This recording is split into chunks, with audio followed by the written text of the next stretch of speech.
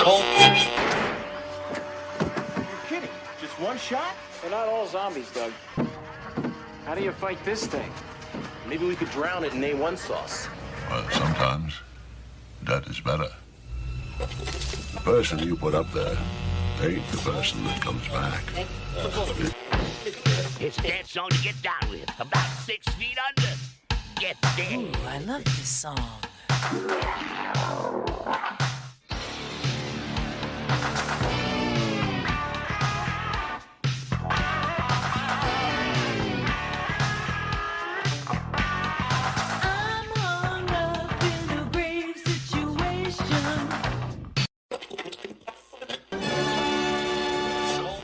And now we come to the thrilling final episode of our radio drama. Hello and welcome to episode 117 of the Rotten Views podcast. We're in for a fun one.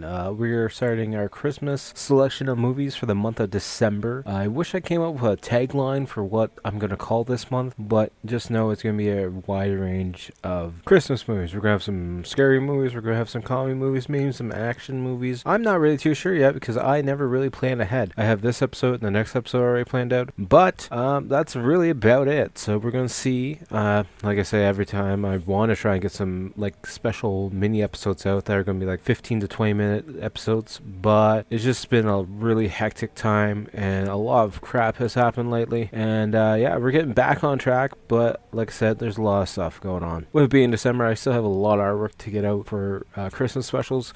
I have the daily artworks I'm doing for my daughter's lunch, which are all Christmas themed as well. You can check those out on my YouTube channel, which will be linked down below. We're at, I think, 71,000 views, and I think 50,000 of those views have come in the last month and a half, 2 months roughly, because the shorts have actually been taking off really well, and I want to keep that going.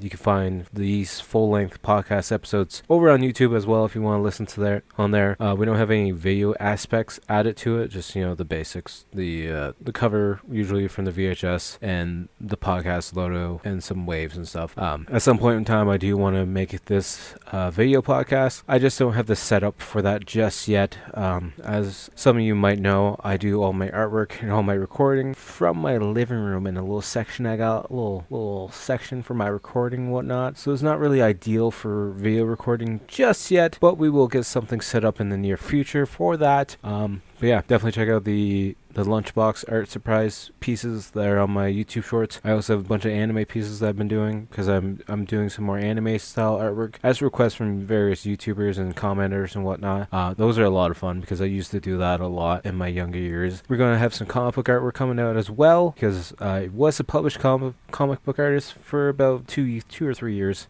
After graduating high school, and I want to slowly get back into that as well because I like drawing comic books. I love comic books, so maybe that could be like a little side podcast on like a Patreon if I ever come up with a Patreon. There's so many ideas in my head, it's just not enough time, but it is what it is. We also have the series where we're filling up that sketchbook as well, where I've been filling up this sketchbook that I got from Walmart. It's a smaller sketchbook, it's only 5x5 by 8x5, but I was hoping to have that halfway filled by the end of this month. I don't think that's going to happen, but we're going to have those coming up on the YouTube shorts as well. I got like a couple Chevy Chase pieces coming out for that. I'm doing a Ghostbuster piece in that book as well. It's just a fun book. I just want to fill up one sketchbook in my life, just one.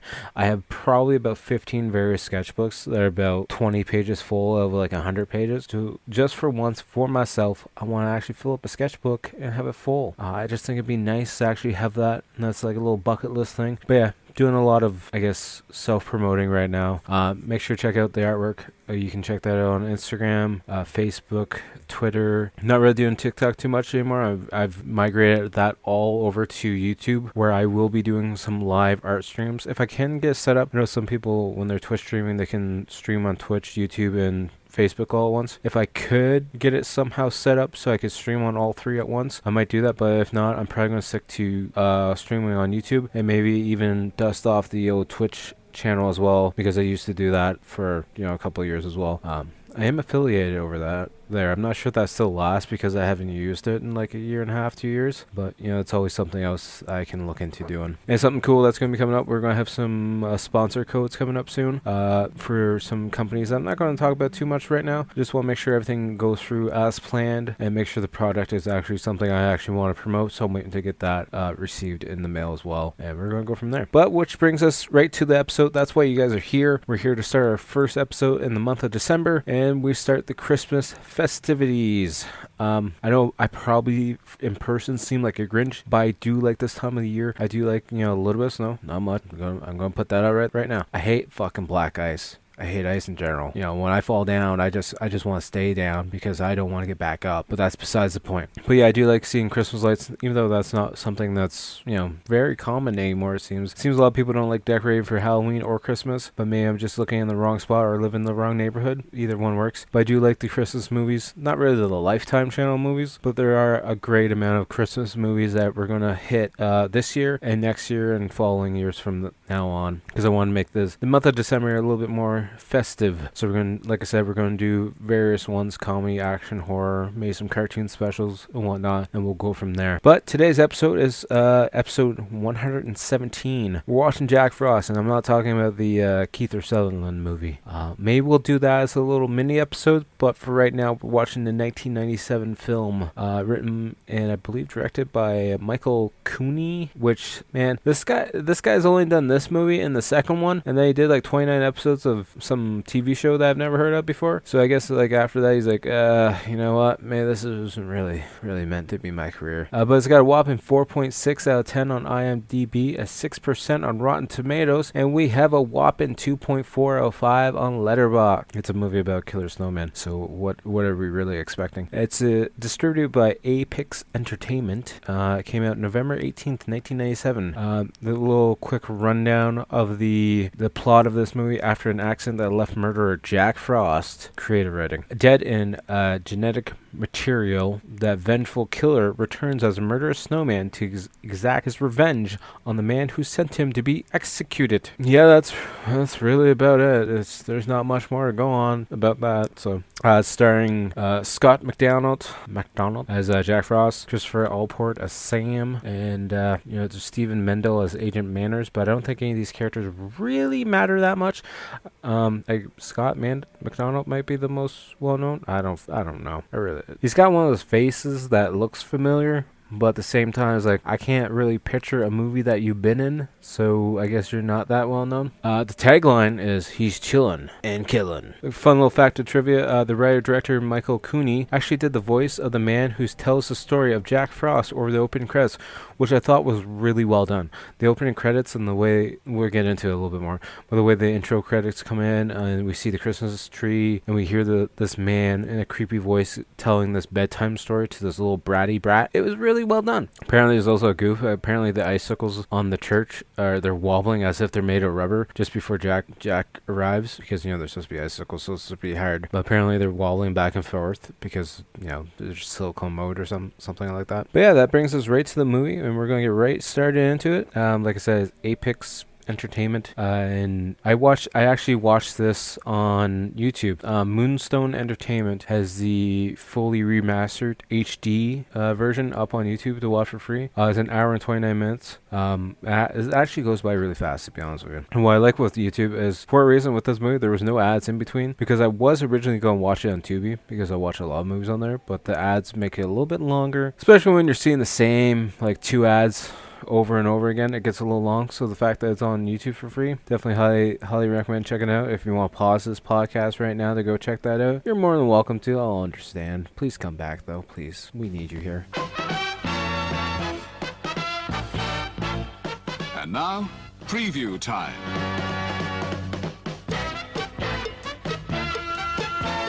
When it comes to entertainment, you can't beat a good film. So let's take a look at what's coming your way.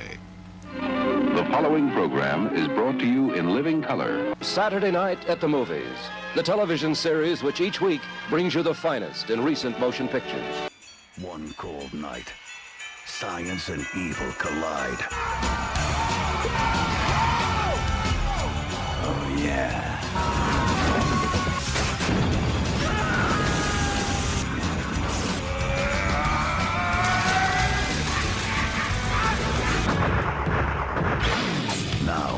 serial killer is on the loose.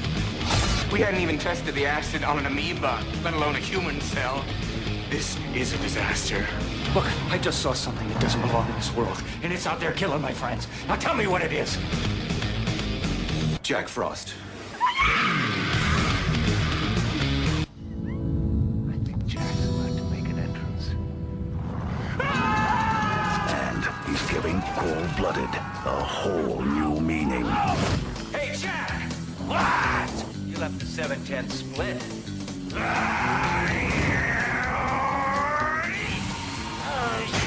Hell has just frozen over.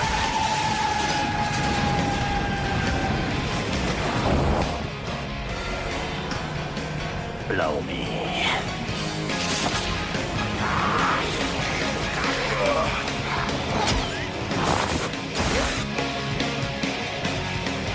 Jack Frost. Look, Ma! I'm a Picasso! But yeah, the movie starts off with a shot of the angel on top of the tree as we start to pan down as we hear the gentleman, who's apparently the director and writer, telling the story of Jack Frost to this really bratty, annoying little girl. And we see the intro credits on various Christmas ornaments as we work our way down the tree, which I thought was a really nice effect and twist and practical effect. The bedtime story is going on about the story of the movie, what happened beforehand, and how Jack Frost was a killer. And then we see a snow globe with a window behind it, and there's a blizzard outside. And of course, then we cut outside, and we see the two guys driving down the road, and they're in the state things like executioner transfer service vehicle, which doesn't seem like it's really a thing that would be like planted on the side of a van, but whatever, it is what it is. The one guy says, the guy who's driving, he's like, oh, Jack's really lucky. Another guy's like, well, why? He's gonna be fried in a half hour. He's like, well, he doesn't have to drive back in this blizzard now, does he? And for a reason, there's two guys in the front, and then there's Jack in the back, and then he's got an officer with him. This van that they're driving apparently only has one fucking windshield wiper, because both of them are looking out the one part of the window, because I don't know why. It's like an old ice cream vehicle maybe, and it only has one windshield wiper. I have no goddamn idea why the other windshield wiper is not working in this vehicle. It has budget cuts probably, or just for the little sake of humor. Then we look back at Jack because he asked the guard that's with him for a smoke, and the guard says no. And then next thing we know, we see Jack actually smoking as the other guard's on the ground, and he's like choking him out with his shackles. Then we see this chemical truck driving down the road towards the state vehicle, and both of them are in the blizzard, and they both can't see each other. And then there's a car crash, and we see Jack getting tossed around in the back of the van as it's getting what we seem to be maybe flipped, but when we stop, the van's actually on its wheels still. So I'm not sure. I guess it must have just flipped a bunch of times. But Jack also looked pretty happy inside of it. He's like, yeah, that's fun. And then, of course, with the crash, the fire starts, and of course, it goes right towards the chemical truck. And the driver of the state van gets out, walks to the back of the truck, and he's like, oh, no, the door's open. Looks in, looks up at the ceiling, he's like, oh, no, where's our serial killer gone? I don't know where he might be. And then we hear the shackles jingling behind him, and it's actually Jack with his shackles off. And then the chemical truck ruptures, and all the chemicals just splash Jack right in the face. We see him slowly melting into the ground and melting into the snow. Then we jump cut to another couple driving down the road, and it's actually Sam, the police officer who arrested Jack, with his family driving down, and they look at the clock, and it's after midnight, and the wife's like, oh, you don't have to worry now. He's supposed to be dead now. You don't have to worry about having your nightmares anymore. He's dead. Well, you're still going to have nightmares even though if he is dead or not. He's still going to torment you. It just doesn't stop just because he's dead now. Then we find out the guy driving is the sheriff's, and we find out he's the one that arrested Jack, because we have this jump cut scene where I don't know if he pulled Jack over or if Jack was already on the side of the road, and he gets out to talk to him, and Jack seems very sketchy, maybe like a drug addict. I'm not really too sure. But then next thing we know, we jump cut to Jack in his like jail jumpsuit, bright orange jumpsuit, being dragged out of court, telling news reporters and talking to Sam, saying he's going to kill Sam and his whole entire family as he's being dragged off. Then the family, of course, drives up on this crime scene where Jack crashed and melted, and they go to stop, and Sam's like, what happened, officer? He's like, just keep going, sir, just keep going. They don't even know you're an officer. Can you just keep going? Please just keep going. This crime scene, lots of people dead. At least the truck driver's dead, because I didn't see him, and maybe the other guy that was with the state vehicle's dead too. Keep going, sir, please keep going. Then we see the state driver who was being questioned by one of the secret agents guys. I forget what his name was. Agent Manners, which great name, so creative, so good. He's being questioned. He's like, he was a snowman. I don't know how he ran off, but I don't know how he didn't have legs. He was snow. Because beforehand, I forgot to mention that when he melted in the snow started to bubble a bit, and then the agent just starts shooting at the ground. Well, not the agent, the transfer driver starts shooting at the ground, and now he's gone all crazy. He's like, oh, God, fucking Snowman just came at me. I don't know what the fuck's going on. I just want to go home. It's almost Christmas. I don't get paid enough for this. So the next day we see the happy family in the kitchen as the family is listening to the news report saying that Jack Frost, the serial killer, is dead, and the family's calling Jack a hero because he's apparently the one that got him arrested and put away. He's like, no, not a hero. Just good timing on my part. Or bad timing, depending on how you look at it. Good timing because he's gone away, but bad timing because, he's threatening to kill me. And at this point, one of their kids he loves baking. I don't know why he loves baking. He just loves baking at such a young age. I don't know why. But he's baking these like oatmeal cookies for his dad, and it looks like slime. He's putting it in a plastic bag. He's like, yeah, Daddy, I made your favorite. He's like, ooh, that looks like dog shit. Yeah, I'll take that. Thanks, son. Appreciate that. I'll save that for later because I want to sit on the shitter all day. And let's be honest, I'm not going to remember the mom's name or the two kids' names. I think maybe the one kid's not even theirs. Pretty sure there's two kids in the scene because later on in the movie we'll just see the one kid. I don't know what the hell is going on here, but they're not important at all to me, so that's just how it is. Then we see the town setting up for Christmas, and we see them, building snowmans, I think, or maybe just setting up the Christmas spirit. And the snow effect looks really, really bad right now because it just looks like foam or something else. I don't know. It just doesn't look like snow, that's for sure. And I like in this, I know it's just a movie and stuff, but I like that the town is actually setting up Christmas decorations outside, like the plastic snowmans and stuff like that. They got the stuff on the windows, of course, but you don't see that ever anymore.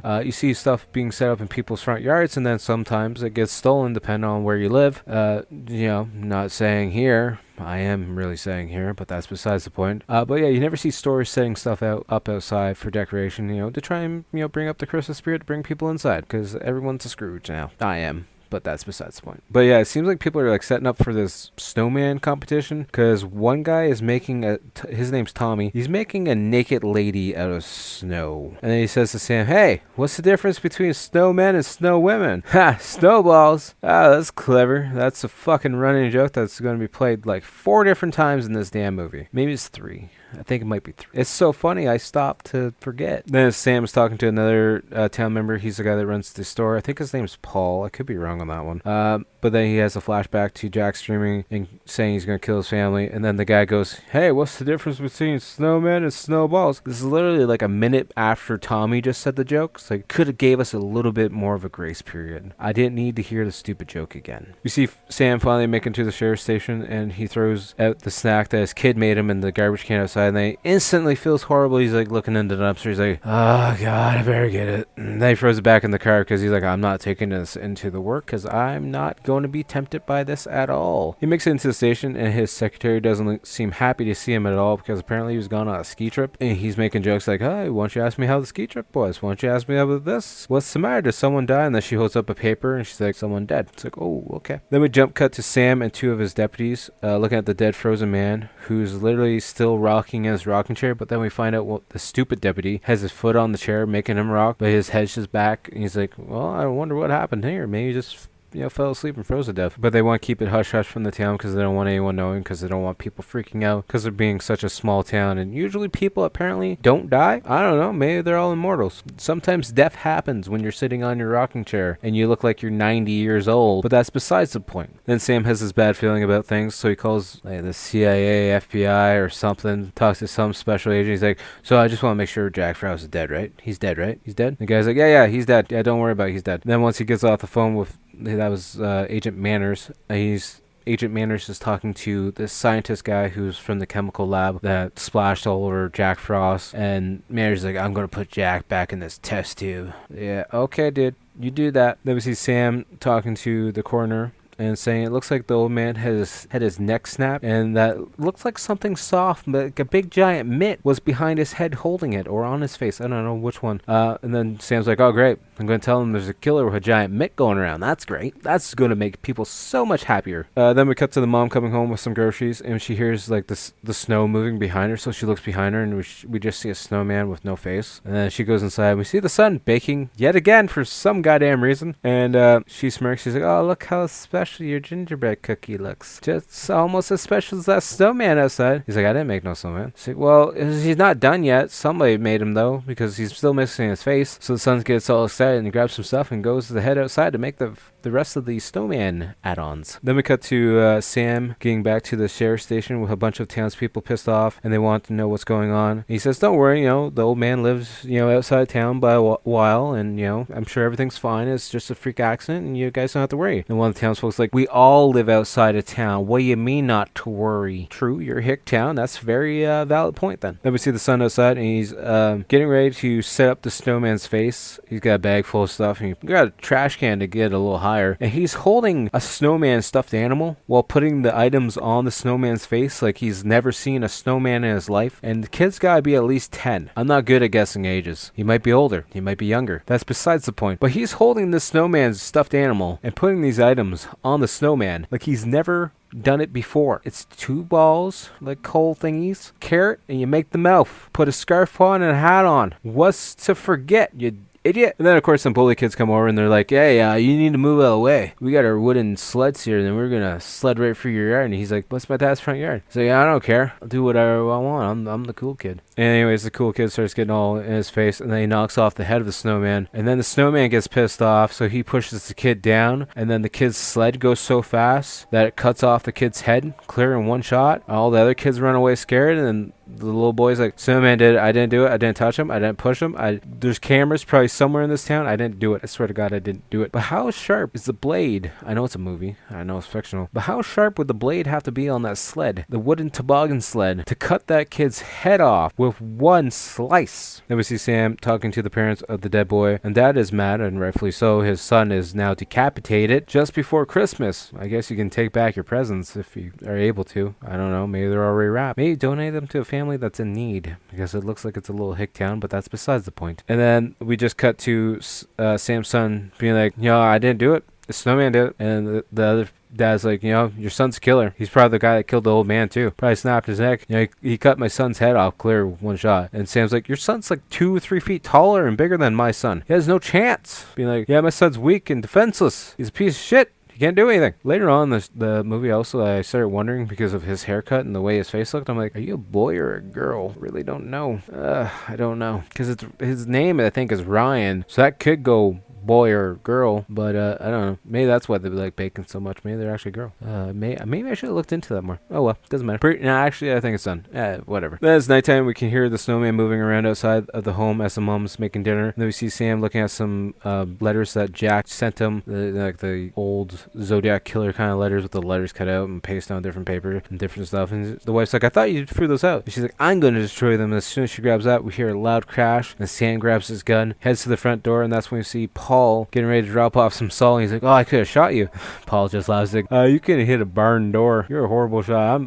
I'm not worried, even though you're standing a foot away from me with a gun in my face. It'll still miss me somehow. Then we cut back to the family that just lost their son. The dad's all mad because the mom asked to have the Christmas tree lights on. He's like, your son's been dead for not even 5 hours. Why you want the goddamn Christmas lights on? You want festives? You want festivities? And then he gets mad at the daughter because she's like, I'm going to have to hang out with my friends and blah, blah, blah. There's a whole family drama. Then the dad goes outside to cut some wood up because he wants to relieve some stress. And for whatever reason, he locks the back door as he's going outside, which doesn't make sense because he's just going to cut some wood right beside the door. But anyways, the snowman's outside and he doesn't really realize it's there at all. He's just going to have a smoke, and then we hear a voice say, hey, can I have a smoke? And he gets all confused because he doesn't think it's coming from the snowman. He thinks maybe Sam's there to make, mend things. And then he gets all freaked out, picks up the axe, and the tree stump that he already has started, which is a giant fucking tree stump too, by the way. Then he walks up to the snowman, walks past him, and he's still hearing voices and laughing, and he doesn't know where it's coming from. And then out of nowhere, Jack, the snowman, grabs the axe and rams it down the guy's throat. Not by the blade, but by the handle. Straight down. Looks painful. And then the wife gets upset because she sees water on the floor inside, and she thinks it's a wet footprint. And then she goes to sit down in her chair, and then we see Jack form behind her. And then the Christmas lights turn on, and she gets all happy. She thinks it's her husband turning the lights on for her. And then next thing we know, the lights go off, and she's like, what the fuck just happened? The lights were just on. So she goes over to check the tree. Can't get it started. So she grabs the extension cord because it's unplugged to the wall. And then next thing we know, she feels snow in her hand, steps back a couple ways, and then Jack's behind her, and then next thing we know, we see the Christmas lights wrapping around her throat, Then he takes a Christmas ball, rams it in her mouth, and then starts ramming her face into the other Christmas ornaments. And then he takes the star off the top of the tree and implants it into her skull, and then forms her into the Christmas tree. And now she's part of the Christmas tree. And then Paul shows up, and he walks right in. He's like, I didn't know where to put your salt. And he sees the snowman there and her dead in the tree. He's like, oh, maybe this is a bad time. And he runs out and runs for his life because, I would do the same thing too. I would fall, though, because there's probably ice everywhere. Then we cut to Sam, the two deputies who are now in that family's home. I guess one of the deputies just came over to say sorry for the loss of their son, and he found the wife stuck in the tree. And he's like, I think there's both of the deputies are really dumb, but there's one that's a little bit like extra chromosomes levels higher. He's like, so you think we should keep her in the tree until Christmas is over, or what should we do here? As he's taking a Snowman Pez dispenser and popping candies into his mouth. Yeah, he's special. He's special at all, right? Then Sam makes it back to the sheriff's office, and he's telling the secretary to get a hold of Agent Manners. And then we come to find out he's actually sitting at the secretary's desk, and we have the science lab guy there as well, but he's pretending to be another agent. And he's like, I want to go check out the victims, and he plans to bring in a task force by midnight to help solve the issue.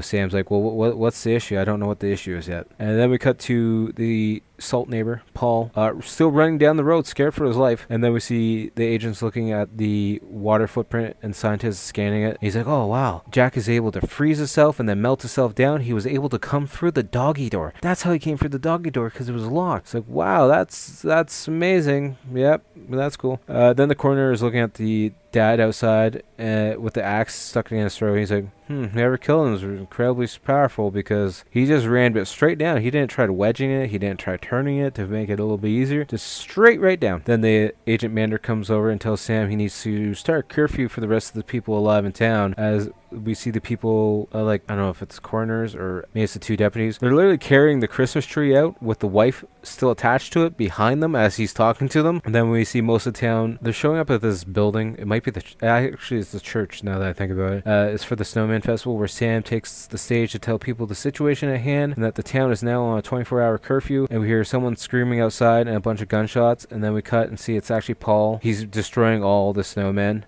because he's scared shitless of them all now. And he's freaking out, and Sam tries to calm him down, and then Agent Manders comes over and literally I think bitch slaps him or punches him and knocks him out. And then he tells Sam to get his people under control, or he's going to replace him with a new sheriff. Yeah, you better get yourself under control there, Bucko. I almost said buddy. I thought Bucko might be a little bit better. Then we cut and see the dummy deputy driving down the road as there's a snowman inside the road holding up a stop sign. He's like, oh, I don't remember that being there before. So he gets out of his car, goes around to the trunk, grabs the shovel, and goes back out to the front of the car. And he's like, oh, Snowman's gone now. That's weird. Let's put the shovel back in the back of the car. As he's doing that, then Jack appears in the driver's seat of his police car and runs the bastard over, and that's the last time we ever see him ever again. Then we see the mom back at home getting some extra blankets, and then a police car shows up with sirens roaring. We think it might be Jack, because at this point we see water seeping out of the sink underneath the sink, and it's actually just a loose pipe. And then the other deputy runs in to stop the water and freaks out the wife, because she's like, what the fuck's going on? He's like, oh, it's just a leak, ice breaking and stuff. You should really get that fixed, though. That's going to cause a lot of water damage if you don't get that fixed. And then we see them going out to the car. He's going on about all the simple tasks of how to fix it, and he's like, you should redo your flooring too. There's a lot of easy things that you could do for that. And she just shuts the door and gets in the car. And he's like, oh, I guess you didn't want to talk about it. Then he walks around to his side of the car, gets in, and continues the conversation like she didn't just slam the door in his face. Then for whatever reason, we see Jill. She's the sister of the boy who just died, and Tommy outside the sheriff's house, because apparently Jill wants to break into the sheriff's house to fool around, because that's going to make her more excited. Weirdo. Then as she's in the kitchen, she starts to undress as the first bit of Christmas music comes on, but she doesn't fully undress because she wants to be a tease. But this scene feels like it goes on for 5 minutes because they have so many goddamn layers on, and then she just strips down into like her onesie, and she's like, well, before we do anything, I want a nice fire and some wine. I'm not that easy. Tommy opens up the freezer to get some ice because he tried the wine and doesn't like it. And for whatever reason, he doesn't realize that this is really fucking weird, because when he opens up that freezer, he doesn't see any food. It just looks like someone stuffed a snowman inside the freezer. He's like, oh, I'm just going to get the ice pick and break off some of this ice. It's no big deal. Then a snowball hits the kitchen window, and Tommy drops to the ground because he's scared. He's like, Sheriff? Sam, is that you? I'm not a burglar. It's Tommy.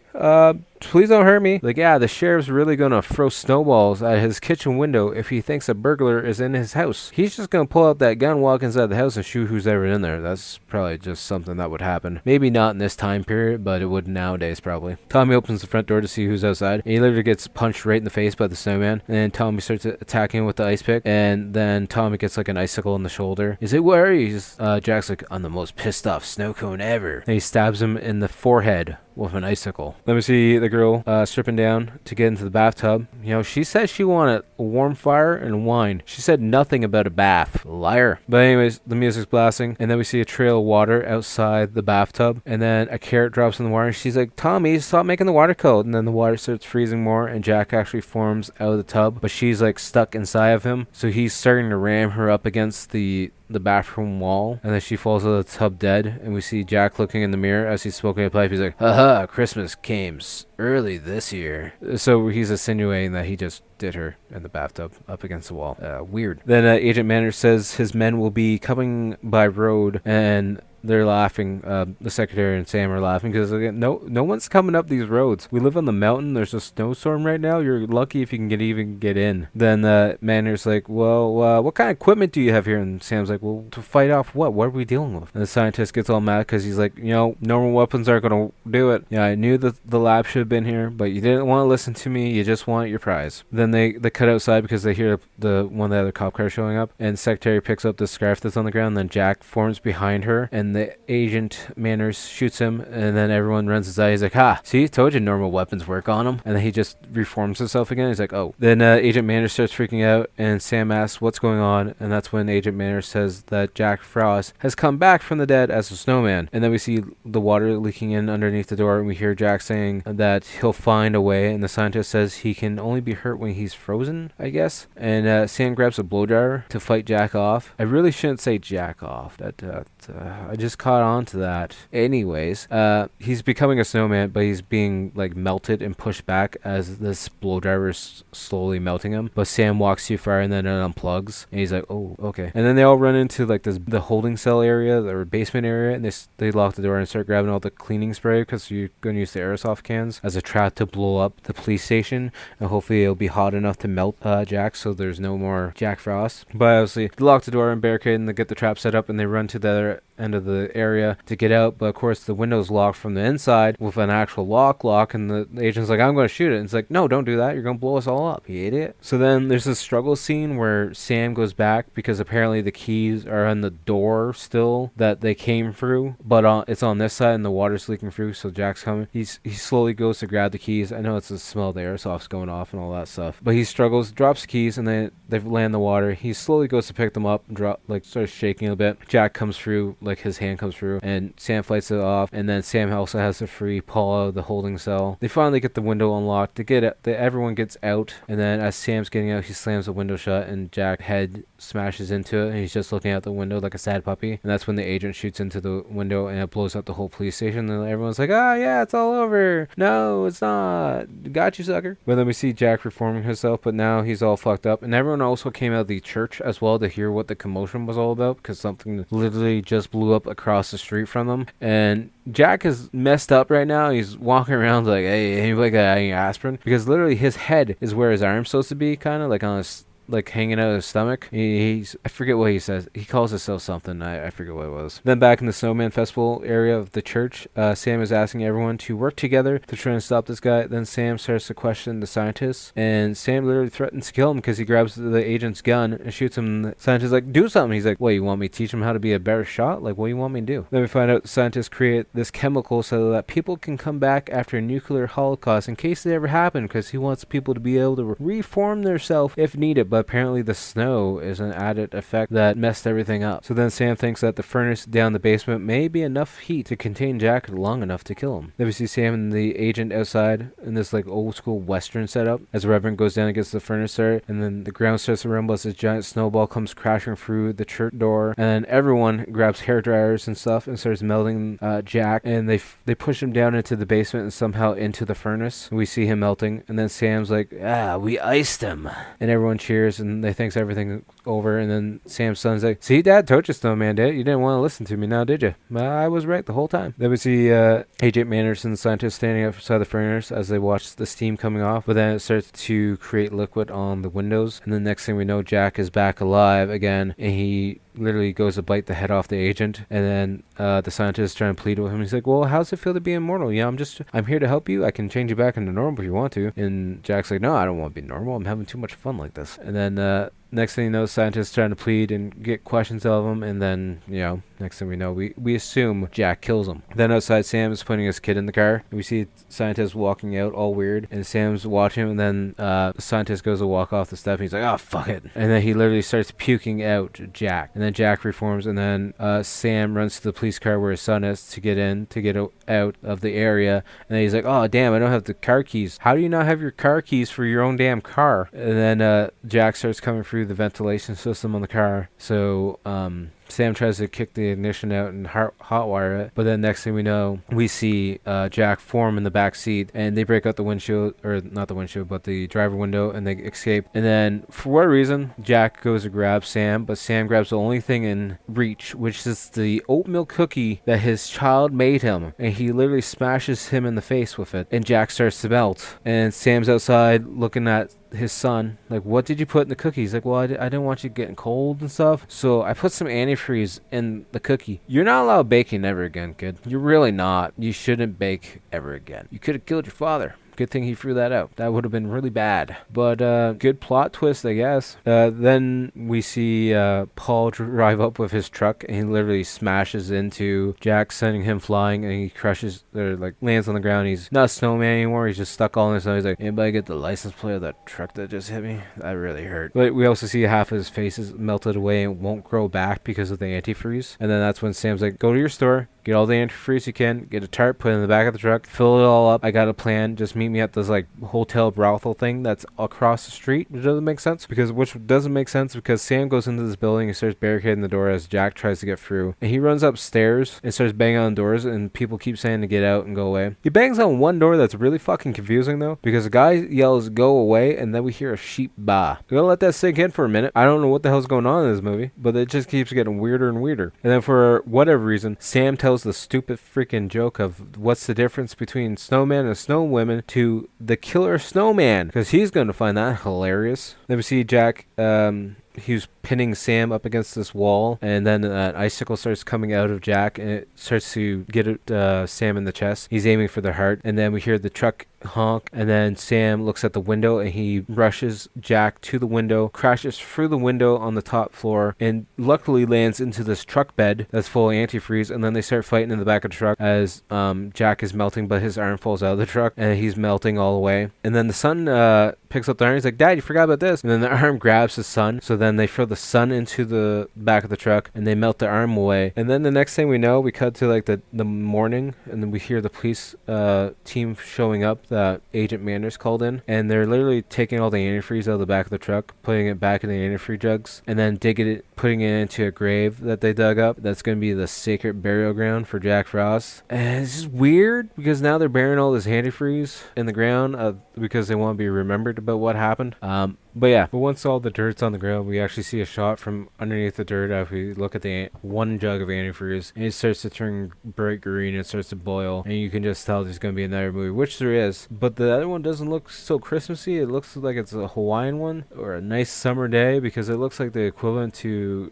National Lampoon's Christmas Vacation 2, which isn't as good as the first one because it's just Cousin Eddie's family on an island for Christmas. Horrible movie. I've watched it once, maybe twice for this month. We don't know yet. I don't know if I really want to put myself through that again ever, but we'll see. But yeah, and that brings us to the end of the movie, and the credits roll. It's a silly, stupid movie about killer snowman with one-liners. Lots of one-liners that I didn't know talk about. But what did you really expect? It's just middle of the line on the rotten scale. I'm just giving it a solid 5.5. I was gonna do 5, but I do like it a little bit. It's a stupid movie, man. I like stupid movies. I can't say much more about that. Stupid movies are fun. But yeah, definitely check it out at least once. Like I said, the remastered HD version is free on YouTube, so how can you go wrong? It's only an hour and a half long, so it's not that long to watch.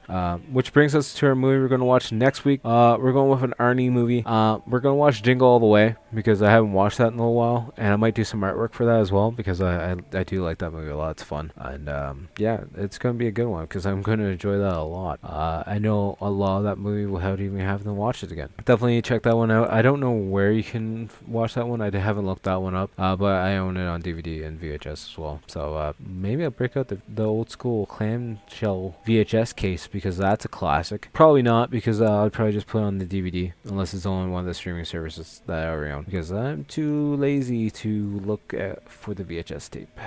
It's probably in storage somewhere, most likely. But anyways, I'm getting off topic. Actually, back on topic for next week's movie. I'm not sure if they're going to have it this year, but last year they did re-release the Jingle All the Way action figure, which I thought was really cool. I really want to pick it up, but I'm a cheapskate, so I never did. But keep your eyes out for that because that's kind of cool, though. As always, make sure to follow me on all social medias at Typhonstein. You can check out the Rotten Reviews podcast as well on Instagram and TikTok, I think it is. But yeah, definitely check out the Typhonstein one. That's where I'm more active. And like I said, on YouTube, you can find the full-length podcast episodes as well as a lot of my artwork because I'm doing a lot of short videos on there as well. And like I said, I will be doing live streams for artwork and also gameplay videos on there as well. Like I said before, I'm still just building up a catalog because I want to have a bunch of videos already ready to go. That way I don't have to rush about getting stuff uploaded. So hopefully within the new year we'll have that going and we'll have 2 full-length videos for gameplay, or maybe 1 gameplay, 1 artwork, and then a video for the podcast as well, and then the shorts throughout the week as well. So I want to try and shoot for 3 full videos a week is essentially what I want to do. The podcast one being included in that, and then we'll go from there. But yeah, I'll have a lot more artwork coming out, so make sure to follow all that stuff. And we're going to have lots more episodes of the podcast because we're going to try and squeeze out as much as we can. And the outro music, as always, is by Blood Opera. Thank you everyone who's been supporting that cause and donating to the funds. I appreciate that all, and they've raised a lot of money so far from the last time I checked, so I appreciate that all. If you guys have been donating, of course, and yeah, feel free to message me on the Rotten Views Gmail account. The links will be down below. And suggest movies, suggest whatever you want. Tell me what to improve. And feel free, if you're listening on Apple Podcasts or Spotify, leave a star or a review and a rating, and I'd highly appreciate that as well. And I will talk to you guys all later. Peace!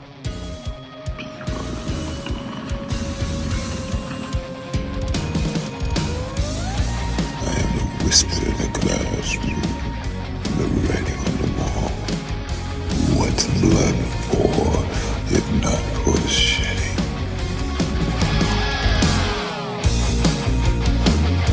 You used to play that childhood game,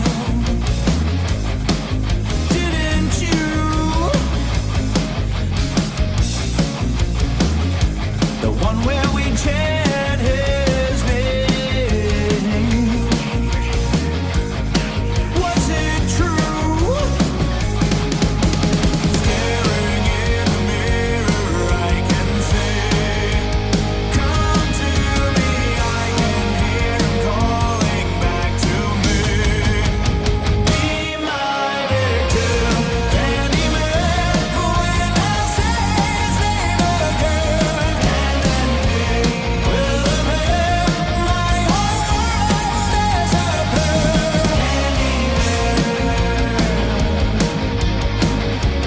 Candyman, Candyman.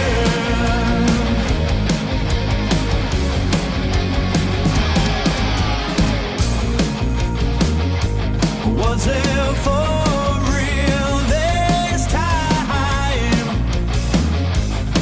or a dream? Was it